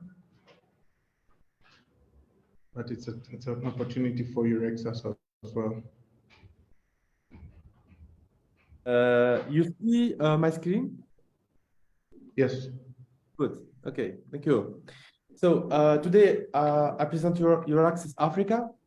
And first of all, I introduce EURAXESS worldwide. So EURAXESS is initiative of the European Commission established with the aim to provide free access to information about research in Europe, opportunities for research funding and international collaboration and transnational mobility. It links researchers in worldwide, especially in Africa, to Europe. Furthermore, the network is open to all nationalities and research fields. So the main tasks of EURAXESS Africa, first of all, so here management and development of the EURAXESS Africa network. This includes building partnerships with African research institutions and organizations, such as we are promoting research mobility between Africa and Europe, and support for African researchers. This includes providing information, advice, and assistance to African researchers who are interested in pursuing their careers in Europe, as well as supporting the career development of African researchers who are already working in Europe. And here, promoting European research opportunities in Africa. About mainly in Horizon Europe, in Pillar 1 and Pillar 2, and now we speak about Africa Initiative 2. And finally, reinforce the networking with all RNI African actors. This includes organized events, online events, face-to-face events, physical events, and activities that promote networking and collaboration between African and European researchers, as well as facilitate the exchange of information and expertise between the two regions. For EURAXESS worldwide, we are in North America, we are in Latin America and Caribbean, we are in China, India, Asia, Australia, New Zealand, Korea, Japan, and we are also in Africa. As you see here, you can see the website of EURAXESS, and if you can use Google and you put the EURAXESS, after that you will see this platform. And in this platform, you can see in the top there is worldwide, and you can see here the 9 hubs, and the top there is Africa. So please sign up for free membership to EURAXESS Africa by clicking in this button. So I will share with you in the discussion the link to EURAXESS Africa website. So for 2022, there is a special year full of challenges with face-to-face events, with online events, online meetings. And you can see here our events in South Africa, in Kenya, Ethiopia, Egypt, Tunisia, Morocco, Senegal, Libya, Benin, Nigeria, Cameroon, and also Rwanda. So here you can see some photos for our participation in some events in Kenya, in Ethiopia, in Morocco, in Egypt, in South Africa. And there is a lot of interest, a lot of exchange. We have organized also practical workshop how to use some portals, some European portals, like the main platform entitled Funding and Vendor Opportunities Portal. So what can we do for you? First of all, promote EU national research landscape, promote EU funding opportunities, promote EURAXESS network, invite speakers from the network, and connect researchers with research labs. And how can we work together? First of all, let's share one another information. Invite us to present in your bilateral events. Feel free to invite us as you want. If you have some conferences, if you have in your university a scientific event, feel free to contact us, and we can also participate with you as online if there is possibility to be physically. Also, we can participate with you. Forward us requests about EU funding to go to your countries. Tell us how can we support you further. And for our tools, mainly the website, social media, flash notes, newsletter, info sessions, practical workshops. As we see here in the website of EURAXESS Africa, there is a lot of opportunities given to all African researchers, and namely from Rwanda. All researchers from Rwanda can participate and get more and more benefit from these opportunities in order to have mobility to Europe and participate to enhance research careers. Here, there is some events already in the website, but if you subscribe in our mailing list, you will receive weekly email with all details about future events, upcoming events, and news about opportunities offered to African researchers. For EURAXESS portal in general, there is plus than 2 million visitors per year and 1.2 million page views per month. And there is a free, as you see here, for example, for 2021, there is more than 93,000 research positions already published in this website, EURAXESS Jobs. Save the date, please. Save the date, because tomorrow we have a webinar focused in topic calls around energy for African countries. We have event or big online event like today with Rwanda. We have with Nigeria, with Ethiopia, with Senegal, and with Mauritius. And all information in our website, EURAXESS Africa website. So join us, be informed, be proactive, click on this button and join our community of researchers. We are in social media, we are in LinkedIn, we are in Twitter, we are on Facebook, and our email is africa@euraxess.net. Free, easy, and valuable. So thank you for your attention, and bye-bye. Thank you, Dr. Ahmed. We come to the last session of our event, which will involve some testimonials from the Rwanda scientists, but also it will be an open opportunity for questions and answers. Time is not on our side. We'll try our best to see if we can go through it. I don't know if we still have DG Kunda online, but she had promised to have some people from the ministry to be available. Otherwise, we'll have testimonies from Dr. Kevin Muvunyi or Bernard Harimana. If they're online, this is the opportunity for them to speak. And then we'll also have two testimonials from two scientists, which will be Dr. Alphonse and Nkurunziza and Elizabeth Krebs. So let us hear from anybody from Ministry of ICT online. I don't know if we have anyone.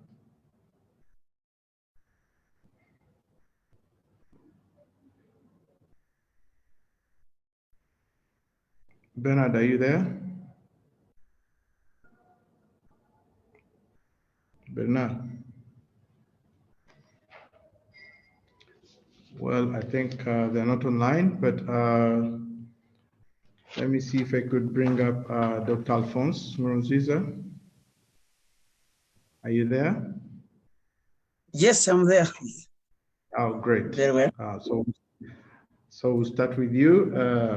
We just want to hear the perspective as one of our scientists to present on testimonials, and then we'll maybe follow up from the rest. Welcome. Thank you very much, Bonnie, and thank you, everyone. Greetings to you all, and we are happy. Thank you, Your Excellency, the Ambassador, Dr. Diodone. I'm happy to see you again. So after a long time, he was my lecturer, so very nice. And then also the ambassadors around from the EU and our respective. So we're going to give our testimony. So I'm actually with Dr. Liz. I don't know whether, Liz, are you able to share the PowerPoint? Because we have made one PowerPoint. So if you can share, then we can go ahead.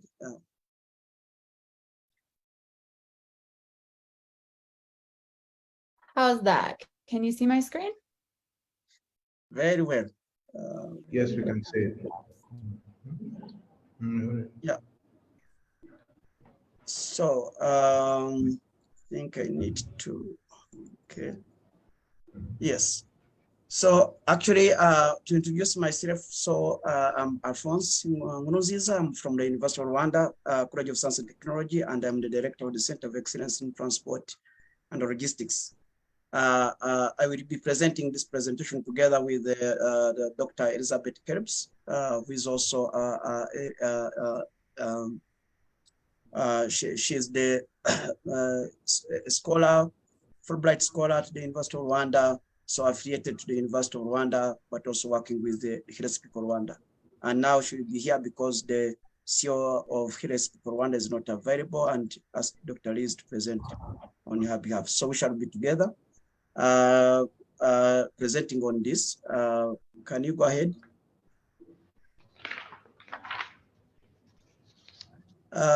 So we the University of Rwanda, we got an opportunity to really be able to have a chance to win this project together with different partners and consortium. And this is the TransSafe project. It is the transformation fraud safety project. I think with this, you already had Vasensa already presenting around that, so I'm not going to spend much time. But this project is very good because it looks at road safety. Currently in our country, we have issue of road safety with the big trucks, with everything. So this project is one of the projects that I think will be able to help our institutions to move ahead, but also at the same time, not only in Rwanda, but also in the region, in Africa, and different countries also included here. So the overall objective of this is to promote radical transformation towards road safety improvement in Africa, and through tested and validated and safety solutions with a high level of scalability and replicability. And actually, Rwanda is one of the will be one of the demonstration action where at least the first demos will be acted, then will be taken to other countries for testing and validation as well as application. So Rwanda is taken as one of the countries to work on this. So based on that, we have different objectives on this project. So some of them I can just mention, like to enhance knowledge on the causes and risk factors of road crash, then to promote integration of safe system approach. These are things that are more related to road safety and within the domain. So I don't think people are much more interested because we are from different fields, but this is the main objective of this project is this. Liz, can you move forward? We go. So basically, this is our consortium. So we got an opportunity to link up with different partners in this project, and University of Rwanda, as you see highlighted there, we are there, and also our Hills People Rwanda, which is a road safety NGO based in Rwanda. So, and then we too managed to be part of this consortium that got an opportunity to win this grant, and with the leadership of Technical University of Berlin. So the Technical University of Berlin is the coordinating agency. We shall be giving testimony shortly on how this happened, but this is what already we are around 29 partners. And you see mostly the African countries. You can look through and see which African countries are there. And you can easily tell how many, around 13 institutions from Africa have applied. Now 13 institutions have applied from nine African countries. But if you scan through, you see most of these organizations, international organizations based in Kenya, based in where, networks, but hardly to see many of the research institutions like universities and all this. This is very, very important to note at this particular point to see how we can enhance the capacity of research institutions and others who can even engage in more of this research. So next. So the project is the core competency of projects, and one are the demonstrations. These are very key. So we have Rwanda is one of the demonstration action countries. And then we shall also have the component on directing the support local and national road safety and road agencies, and also engaging the private sector and suppliers. So together with the regional capacity building and research. And these are the components that we work under this. And Rwanda will be one benefiting from this as a demo action country, but also other countries that are already also within the consortium that are part of this. Next. So I don't have to dwell much on these outcomes because our project actually we kicked off last year around October. So we are in the beginnings, but these are some of the outcomes that we think this at the end or expected outcomes that we shall be having. But most importantly, what I can tell in your world is that our companies that are dealing with mostly the road safety agencies, the government institutions in charge of road safety, the Rwanda National Police, the Ministry of Infrastructure, the University of Rwanda, other universities, City of Kigali, they will benefit from this project because we need to see how we keep our roads safe, not only roads, but also looking at more the whole system. We call it safe system approach, safe roads, safe road users, safe vehicles, all these categories will be looked at into. And this is what some of the outcomes will come out from there. Next. So I want Liz to go through quickly through the different work packages, and then we end up on this. We go to the next project. Liz, can you take over from here? Then move. Yeah. Can everyone hear me? Yes. Great, thanks. So I'm just going to touch on this briefly. This is in line with what Alphonse was explaining from the big picture perspective, but is perhaps valuable to those of you who are thinking about putting together a proposal, in that we broke down our activities into different work packages. The tasks within them split amongst the I think 26 is the total number of members in our consortium. And the details, we can certainly share more about the project offline, and you'll have access to these slides. But ultimately, we started with looking into in-depth crash investigations to really try to understand why crashes happen, use the resources that are available now, and think about how to build on that in our context in Rwanda and other African countries that might not have advanced as far in their road safety agendas as a lot of our European partners. And similarly, the safe systems approach is a way of thinking about road safety that really tries to honor the fact that humans make mistakes. So let's try to design our road systems, both the roads and the regulations and the laws that apply to the roads. Let's design them to accommodate human mistakes. So work package 2 breaks that down. Related to the safe systems, you can see the 5 different tasks within this work package 3 of road safety assessment and management breaks down different sort of highlights of the safe system that can be focused on. Oh, whoops. And then, as Alphonse mentioned, we want to do this whole process iteratively. So Rwanda and Kigali, they are one of the living lab locations where we will engage in demonstration actions, pilots in a way, and then we'll evaluate them and we'll see how they did. And then we'll make a plan for scaling and replicating the ones that we find were successful. We have a whole work package devoted to this evaluation. And ultimately, work package 6 is focused on building capacity broadly, especially within organizations like the University of Rwanda. One of the ways we got involved in this was through the efforts of Dr. Alphonse to really build this transport engineering, logistics, and planning center of excellence under which road safety can fall, and trying to help support the growth of that through this big project that aims to improve road safety in countries like Rwanda is part of that. Ultimately, sharing our work. And then you can see the overall timeline. This is a 4-year project. And this is a difficult to see slide. It's very detailed. But the point is so that you can see how the different work packages cross over, both in content and temporally.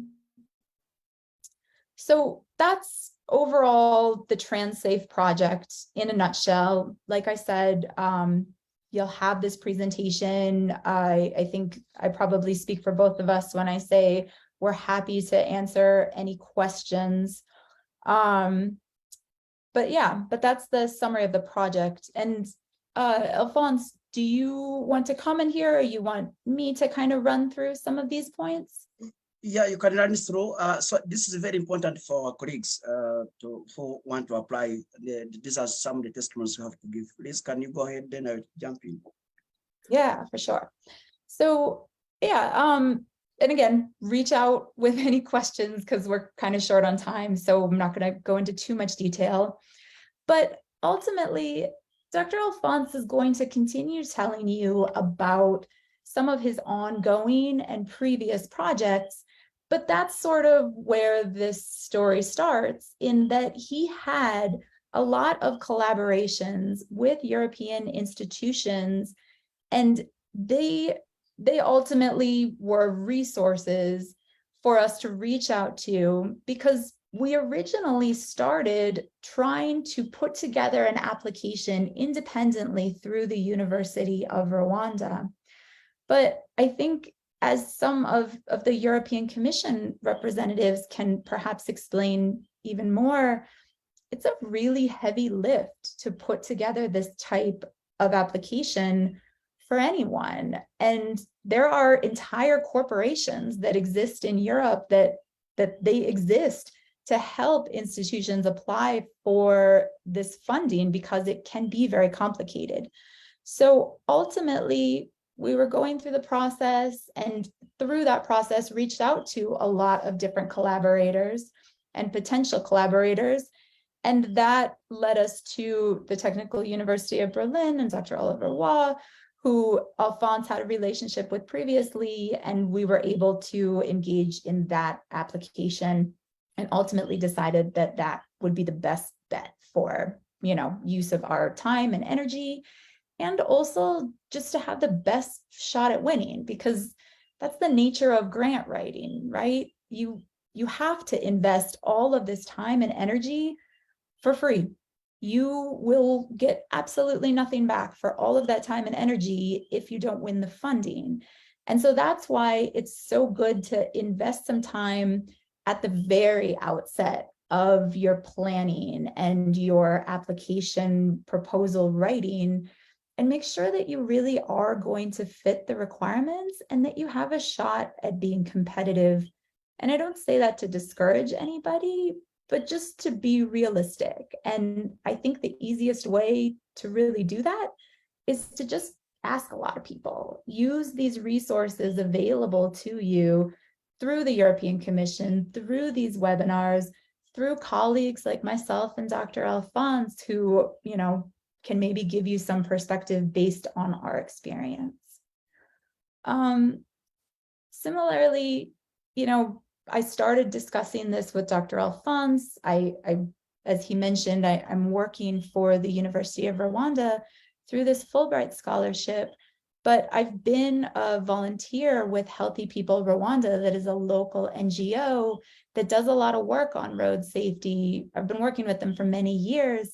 We have a lot of other projects related to road safety, and this seemed like a great opportunity to bring in the NGO perspective to add to the academic side that we could bring from Rwanda as well. Similarly, we had colleagues, we had other African colleagues that we knew would be an excellent resource for this consortium. And I think trying to consider this entire process through that lens benefits both the European and the African partners. As Alphonse said, it's only been a few months, but it's been a really incredible learning experience, seeing about how to write these proposals, how to be successful with these proposals, and then going through this process of figuring out how we're going to actually achieve all of these deliverables in the time frame and in the budget restrictions that we have as well. And one of the challenges that we're sort of in the process of discussing with our partners in this project is that we allocated a lot of funding towards paying for people's time, which is great because it is flexible. We can kind of shift funding around a bit, but sometimes we think, gosh, we could do this amazing demonstration action here in Rwanda. Everything is set up. There's a lot of support with different governmental institutions and linking to things like the digital health transformation that Rwanda is going through, but with what money? And so, the reality of budget constraints, we all have to deal with, but this has been a reality in this project as well. Alphonse, do you have anything to add here before I go to the next slide? Can you go to the next one? All right. Yeah. Yeah, and feel free to interrupt me at any point. But just in terms of some specific tips, be aggressive about promoting yourself.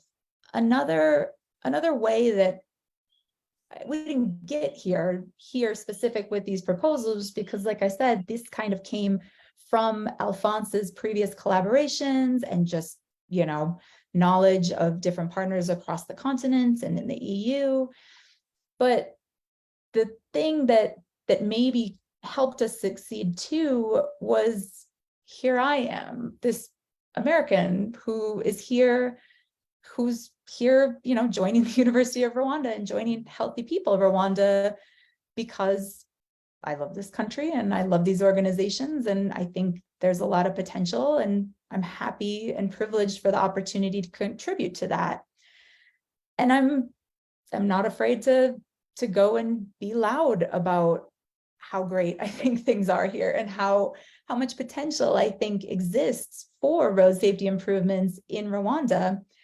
And so we did that, and we would go on these webinars, and we ended up forming other partnerships with some universities in Finland in particular that ultimately were funded in order to build another collaboration to help support more in the way of transport related education and projects in Rwanda, and help build deeper relationships that we ultimately can leverage for more funding opportunities in the future. Similarly, use the tools available to you. You've been introduced to a lot of them through this all the way. As I mentioned, pick your partners wisely, start early. And, that's the other thing that I've mentioned a few times, how Alphonse, the kind of combination of Alphonse and I working together on this, I think is some of what led to the success. And similarly, everyone at Healthy People Rwanda is we tried to leverage what everybody had to offer. And I was the one that had time to offer, but nobody else has time. They're doing all of these other things.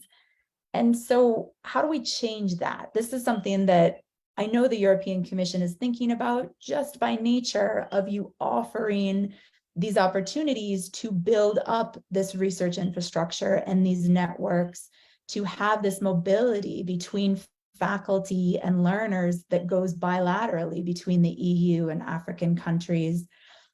But the more resources that can be directed to try to help grow the infrastructure of African institutions, so that, yes, we could have competed independently, we could have applied on our own to be the coordinating institution, but we decided not to because it would have been so difficult. That can change, and that's something for all of us to work on, and could make a big difference. And I think is actively changing in Rwanda. It just takes time, and the more resources available, the faster it all happens, right? Part of the process related to thinking about your activities and your budget from this African perspective is thinking about the fact that it does take time and energy to make sure that we're being good partners to our EU-based colleagues. A lot of them, they've never even been to any countries in Africa, let alone Rwanda. And they have these amazing tools and this amazing experience that can certainly be adapted, transformed, and implemented very likely to success in Rwanda. But that takes our time and energy to make sure that we help to advise in that implementation. And so just consider it when you're thinking about your activities and your consortium and so on. Make sure you're asking for the budget that you need, and being vocal if you think that something is missing. And then ultimately within the consortium, you saw the list of 29 partners, but there were several African partners that ultimately were not able to get the documentation together that met the requirements of the European Commission to receive the funding, because it does take a high administrative burden. And so I think this is something that certainly African institutions can think about and try to direct some resources to. But maybe this is something the European Commission can also target in particular. I think that's it. And like I said, we're having lots of questions.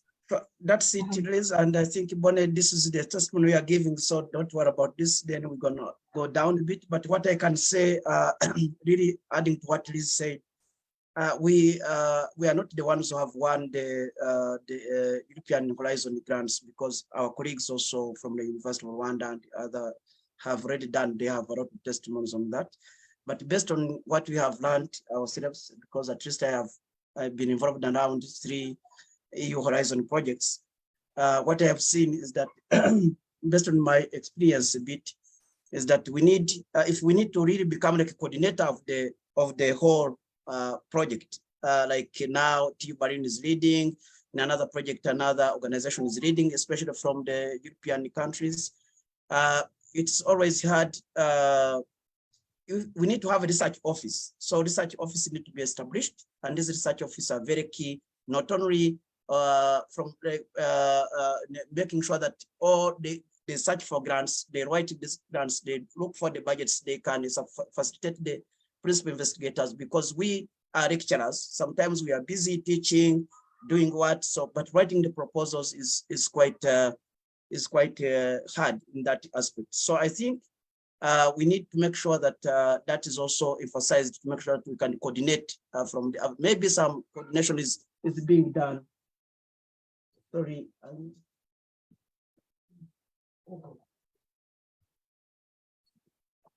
Yeah. I think so. I need to make sure that this is very important to make sure that at least we can win more of the grants from the African side. Lastly, on that, I think also the documentation that are needed to be put on the portal is not easy. And that's what happened to HPR also, our colleagues in Rwanda. So they had to take time to go into that because they had to be one of the requirements to be gazetted. And sometimes NGOs are not gazetted, and it can also happen to other institutions. Lucky enough for the University of Rwanda has been winning. We already registered inside, so it was very easy to go in because our colleagues, our area colleagues have already applied for these grants and already established, EUR is already established in the EU. So this is an example I can give, but we can give more testimony to those who are interested. And actually they can also reach out to our colleagues who also have won these grants from the university. So we are not the only ones, but this is a good example that an opportunity we have got. So next, I want to now just summarize. This is another project we have. This is Smart Energy Solutions for Africa, and this was granted under the Horizon 2020. And this is, can you go down? This project is just, the topic is accelerating green transition and energy access partnership. And this is really looking at more sustainable energy. If we go down, so, and these were around, the main objective of this is to provide innovative energy access technologies and business models, and which can be easily replicable, but also generate local opportunities for economic development and social cohesion. So with this, having said this, this project is quite interesting because it works completely with the industry. So, and this is how it is formalized. We have different phases of it. Go next. So we were around 30 partners, and University of Rwanda was part of that. And this project is now running. We are now in the 15th month.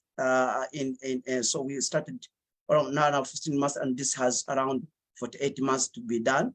So, but basically, we are one of the few African countries that are also managed. But at least as we stand, I think this is going on well. Next. So if you see what is happening here, so Rwanda, we sit on the replication side. So we have the co-development, which is a more demo, or the living lab is in Kenya, Kisumu. And then we have the validation sites in Ghana, Morocco, South Africa, and Malawi, all these African nations. And then we have replication countries, which is Namibia, Nigeria, Rwanda, and Tanzania. So currently we are working on this on replication as of now. Just move down. So Rwanda is on replication. I said that. Next. So what we are doing, this is what we are doing in Rwanda. So for Rwanda, we are working on the solar power irrigation. And so innovative projects will have to compete from companies, business companies that are dealing with energy, and then they can be financed under this. This is some of the achievement we're gonna get from our country. And then the solar mini grids training will be done to all companies, but also the government entities in charge of energy, but also university, the University of Rwanda and other higher education institutions. So the second life EV batteries and application training, and then clean cooking solutions. So this is what we are working on, but this is what is being done in Rwanda, but it's also being done some other projects in other countries in Africa. Next. Of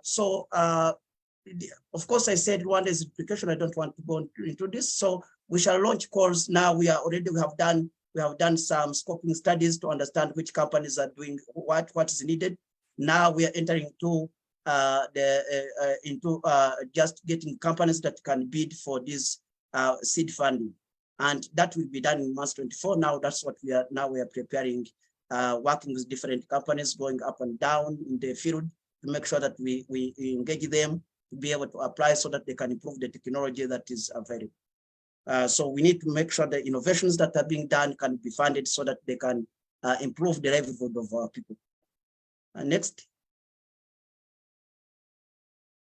Yes, I don't want to dwell on this slide because this is showing what we are doing now and where we are. So we are in March 15. So we are working on replication. We are working on to make sure that we can have the call for replication. And then within March 24, we shall be implementing this. So this is what is happening. And I think the project is moving as well as of now, so we don't have any issues. Next. This is what we anticipate to get out of this collaboration, where research partnerships and networks with different, so we are working as 30 organizations, so working with each and everyone, working in different work packages, working as teams, so makes us a lot of partnership is coming out. And then joint research outputs, very nice publications, scientific publications, but also policy briefs that inform the government about energy, how to deal with that, what issues are available, capacity building of our junior staff, because most of these projects, our junior staff are already involved. So they are all involved, making sure that we train them, they are trained how to make proposals, how to engage in research. So it is very important. And most importantly, local business companies obtaining funding and also to improve and develop their technology innovations. So that's very key. And also the visibility of University of Rwanda for us is also very in terms of research. So next, I'm finalizing the final part, just to say. So this is another project that we want, Solutions Plus project, and also European Solutions Plus. For this project is already completing. It has to complete by the end of 2023. This was initiated some time back in the state of Kigali, so the implementation of the state of Kigali. I can only tell about its impact. So its impact as of now, currently, Rwanda is working on the e-mobility initiatives, making sure that we go for electric mobility enrollment. And what's happening now, because of this project, we have initiated e-mobility platform or forum that is discussing all issues around e-mobility initiatives. And this is chaired by the state of Kigali and the Minister of Infrastructure. So this is one of the outputs of this. Second output is that, which has come out or impact, is there is seed funding given to companies like Ampersand that are dealing with electric motorcycles, and also Gula Rides, bike shared in Kigali. Those who have seen this bike share the bicycles, we have got some funding for these startup companies in electric mobility. There's a training that has been done in charging. And most important, our University of Rwanda students have been involved in these projects. And currently we are having supervisors to some of our students, master students who are benefiting from this research. So this is what I can mention. Thank you very much. So I can just stop from here. This is what we can give as examples of what Horizon projects are doing. Thank you. Thank you, Dr. Alphonse Moroziza. Thank you, Dr. Elizabeth. That was quite good testimonial and long enough.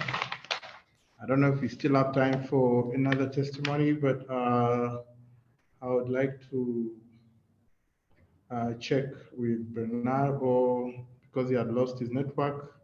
Otherwise, we're coming towards the end of our session, and I want to give the floor to our embassy in Brussels to make the closing remarks. Bernard, are you there?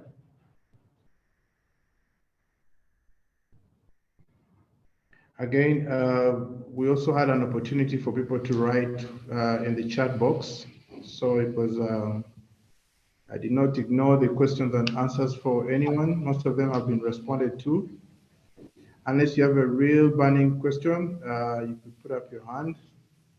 But we're coming towards the end of our session. Director Bonnie. Okay. Someone called Victor Muvunyi from the Ministry of ICT. Mm-hmm. Perhaps we can give him the floor. That's okay. That's very fine. Yeah. Muvunyi, I just allowed him. I think, Victor, good afternoon. I think you may be able to talk now.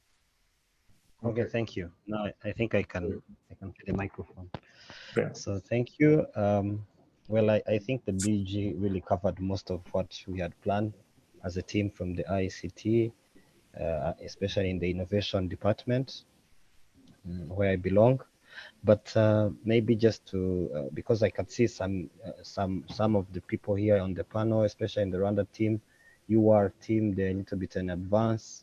So I don't know if there could be a way to collaborate with the new people who are willing also to tap into these opportunities for grant application. If it is a possibility, then maybe we can have that kind of a platform aside and share knowledge and interact more.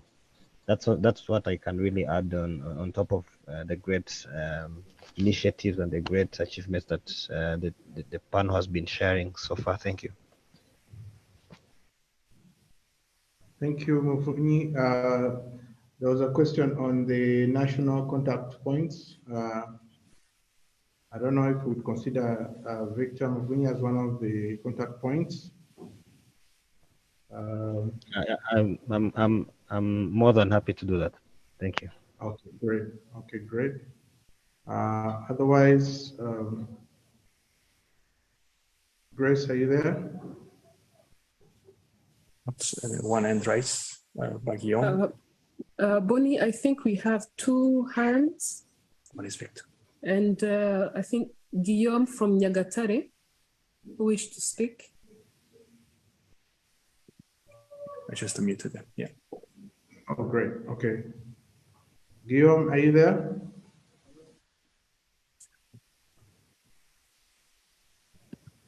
We still have some questions coming up from the floor. I see. Yeah. Hello. Yeah. Do you hear me? Yeah. No, I was Yes. I was saying that apologies. I don't have a question. It was a mistake. No, I don't have any question. Thank you very much. Oh, okay. Anybody else? Hello.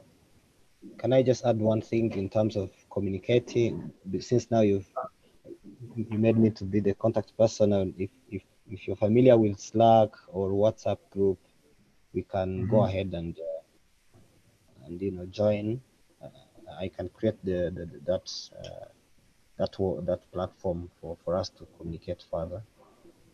For anyone who is on this platform, who's willing to share knowledge, who's willing also to apply for these grants. Thank you, Mufuni.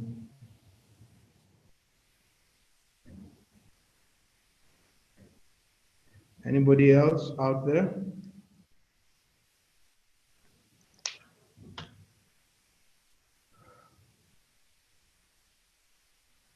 Right, so I'll maybe ask Grace to take it away.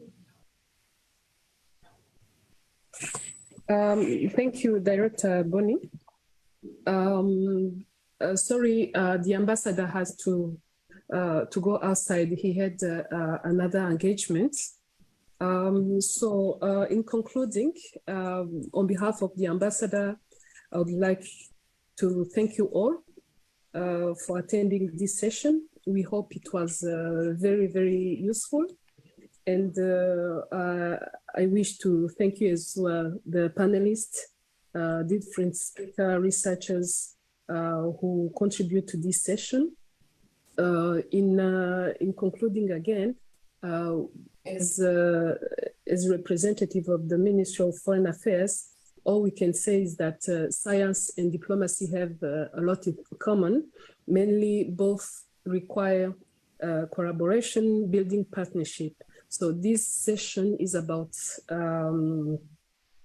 international partnership to address global challenges, and is kind of a soft power.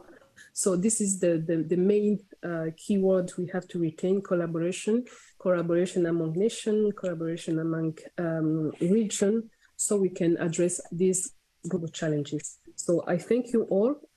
I hope you got the contact of our national contact point.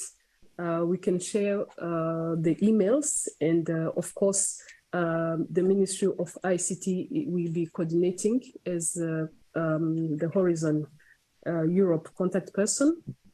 So I really thank you, and have a nice afternoon. Thank you. Thank you, Grace. Thank you for all the panelists. Thanks for all the participants. I think we come to the end of our session. was really well attended. I hope people will take it from there. There will be a couple of practical follow-ups. But if you want to reach out to us, you can also reach out through the ministry itself. And Yes. I wish you all have a good evening. Thank you all very much. And thank you, Ahmed and EURAXESS, for facilitating it. And thank you for the embassy for hosting us. Thank you. Bye-bye. Bye-bye. Thank you. Bye-bye. Bye-bye.